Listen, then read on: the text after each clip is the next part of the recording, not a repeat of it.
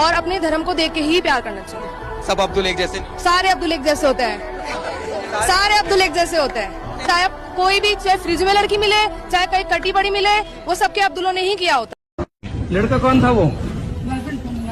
फिर वो तुम्हें ऐसे मार रहा था, तुम मुझसे कुछ बोल नहीं सकती? कैमरा बंद करो, पहले कैमरा बंद करो। कैमरा छोड़, उससे बोल नहीं सकती थी तुम कुछ? क्यों बोलूं? आप कौन होते बोलने वाले?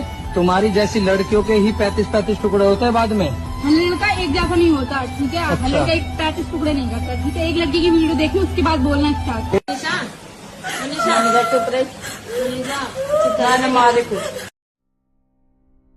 सभी बहनों से मैं एक ही सवाल करना चाहता हूं कि अपने धर्म को छोड़कर दूसरे धर्म में जाने की क्या जरूरत है। यदि हम प्यार के चक्कर में दूसरे धर्म में जा सकते हैं और उनका धर्म अपना सकते हैं, तो उनको भी हमारे धर्म में आकर कलेवा बांधें और अपना नाम चेंज करे, तिलक लगाए, चारों धाम यात्रा पर जाए, तब जाकर तो प्रेम का एक भावार्थ सही में सामने में आएगा।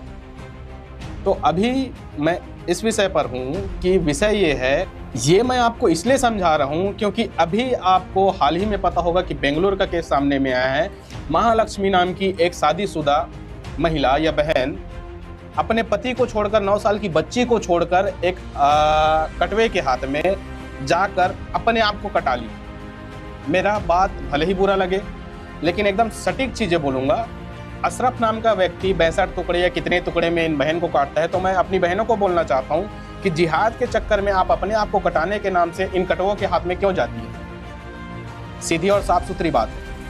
यदि आपको इतना ही कटने का शौक है तो क्यों ना आप आत्महत्या कर ले।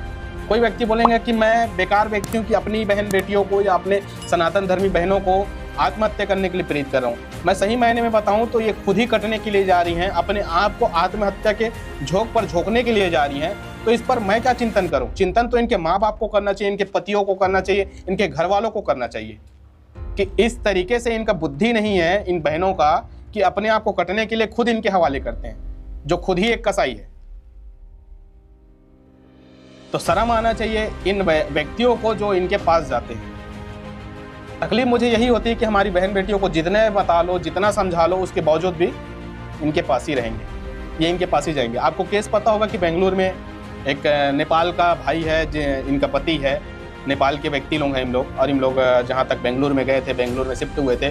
शिफ्ट होने के बाद कुछ कहा सुनी नहीं बना पति और पत्नी में, तो 9 साल की बच्ची को छोड़कर अपने बॉयफ्रेंड के साथ, अशरफ के साथ रहने लगी। और रहने के बाद आखिर आपको फ्रिज में पड़ा मिला, आपको भी पता है, मेरे को भी पता है। तो ठीक इसी प्रकार के इनके प्रपंच चलते रहता है। और मैं कोई मजहबी कट्टर व्यक्ति नहीं हूँ कि मैं सनातन धर्म से एकदम से प्रेम करता हूँ तो मुस्लिम से मेरे को घृणा है या ईर्ष्या है, ये बात नहीं है। काफ़ी सारे मेरे भी मुस्लिम दोस्त हैं, लेकिन मैं सबसे मेल जोल रखता हूँ और सबसे एक व्यक्तिगत जो होता है प्रेम भाव वो रखता हूँ। लेकिन इन कट्टरपंथी विचारधाराओं से कैसे बचें? जब तक आपको सही मायने में सही ज्ञान नहीं होगा, तब तक आप इनके जैसे या इनके जैसे व्यक्तियों से कटती रहेंगी और आपको मार पड़ते रहेगा और यातनाएं सहना पड़ेगा। और मैं उन माताओं बहनों को बोलना चाहता हूँ जिनके बच्चे हैं या बच्चियाँ हैं, कम से कम आप तो अपने घर से संस्कार और संस्करण देना चालू कर दे। आज से अपनी बहन को, अपनी बेटी को, अपने छोटे बच्चों को कम से कम अच्छा कपड़ा, अच्छा शिक्षा, संस्कार देना चालू करें। अन्यथा क्या होगा, ऐसे ही कुछ मुल्लों के पास जाकर अपना गर्दन, अपना शरीर को कटाती रहेगी। और ऐसा केस एक ही बार नहीं हुआ है, कई बार हुआ है। क्या आपने कभी सुना है कि कोई हिंदू किसी हिंदू लड़की को काट दिया हो, या फिर फ्रिज में बंद कर दिया हो, या कोई हिंदू किसी मुसलमान लड़की को शादी कर कर ला के उसको 35 टुकड़े या 36 टुकड़े काट कर फ्रिज में रखा हो? कभी सुना है? नहीं सुना होगा, क्योंकि मैंने भी नहीं सुना है। लेकिन अधिकतर केस क्यों आता है कि मुसलमान व्यक्ति ही, ऐसे मैं धर्म पर नहीं बोलना चाहता, लेकिन ऐसे जैसे मुसलमान जो अशरफ टाइप के व्यक्ति हैं, वरना क्या होगा कि बाकी मुसलमान भी मेरे को बोलने लग जाएंगे कि सभी मुसलमान को बोले। तो मैं सभी मुसलमान को नहीं बोल रहा हूँ, ये अशरफ टाइप के मुसलमान लोग जो कि 62 टुकड़ा 32 टुकड़ा काटकर श्रद्धा जैसे बहन को 32 टुकड़ा काट दिए और ये महालक्ष्मी टाइप के 62 टुकड़ा काट दिए, ऐसे व्यक्ति लोगों को आप क्या कहेंगे? यदि मैं इस पर दुनिया भर का विवादित बयान दूं तो मैं एक हिंदू का कट्टर हिंदुत्ववादी हो जाता हूं। क्या ये कट्टरवादी नहीं है अपने धर्म के लिए, जो कि दूसरे धर्म की बहन बेटियों को शादी करने का प्रलोभन देकर के लव जिहाद का कार्य कर रहे हैं? एक से मन नहीं भरा दूसरा आएगी, दूसरे से मन नहीं भरा तीसरा आएगी, तीसरे से मन नहीं भरा चौथा आएगी। तो ये लव जिहाद है मेरी बहनें, आप समझ जाओ। यदि आप नहीं समझोगी तो ऐसा जिहाद अनेकों प्रकार से चलते रहेगा और आखिर में क्या होता है, वही है तलाक तलाक तलाक, फिर किसी का हलाला, फिर किसी का कुछ और, फिर किसी का कुछ और इसी प्रकार से प्रपंच इनका चलते रहेगा।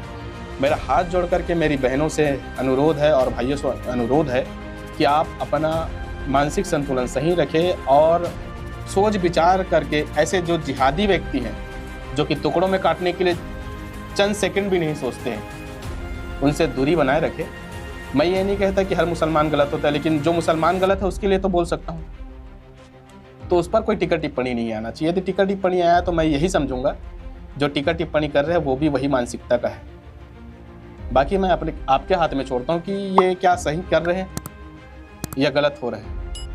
आप अपने विवेक अनुसार कमेंट के माध्यम से बताएं कि क्या करना चाहिए हमारी बहन बेटियों को और क्या इनको ज्ञान दें, क्योंकि अभी तक का मेरा ये 4-5वां वीडियो हो चुका होगा। इनको समझा कर मैं खुद के मन को या खुद के मानसिक संतुलन को बिगाड़ देता हूँ और मैं जब ऐसा केस सामने में आता है तब मेरा खून खोलता है इनको दुनिया भर का बोलने के नाम से, लेकिन मैं अपने आप को कंट्रोल में रखा हूँ। अन्यथा भी बहुत सारे ऐसे शब्द हैं जो ये अशरफ टाइप के व्यक्ति को मैं क्या कुछ नहीं बोल दूँ।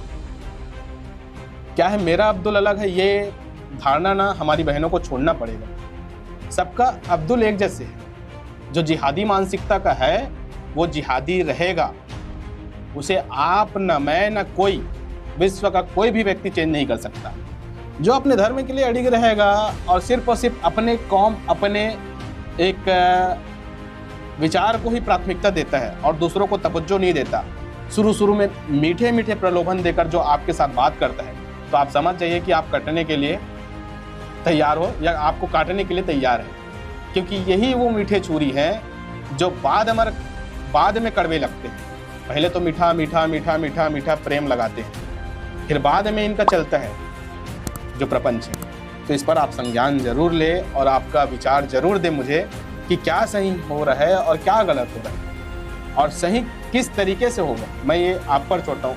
आपके कमेंट के अनुसार मैं दूसरा टॉपिक बनाऊंगा इन जिहाद के विषय पर, या कोई ऐसे व्यक्ति को लाऊंगा जो जिहाद को एक्सप्लेन कर सकता है।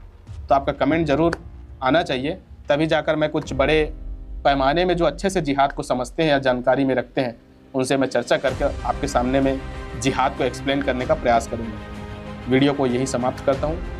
आपका यहाँ तक के वीडियो को देखने के लिए आपका धन्यवाद और ऐसे ही विषय मैं हमेशा लाते रहूँगा जब तक गलत होते रहेगा तब तक। अन्यथा मेरा बाकी सभी विषय सनातनी प्रेमी के लिए रहता है, कभी मंदिर के विषय में रहता है, कभी देवालय के विषय में रहता है, काफ़ी सारे सनातनी विषय जो चलते हैं उस पर रहते हैं। लेकिन गलत जब होगा तब मैं ऐसे वीडियो बनाते रहूँगा और जिनको गलत लगता है उनके लिए तो मैं गलत हूँ ही, चाहे दुनिया जो कर ले। बस इन्हीं शब्दों के साथ मैं अपनी वाणी को विराम देता हूँ। मिलता हूँ आपको अगले वीडियो में। जय सिया राम, वंदे मातरम।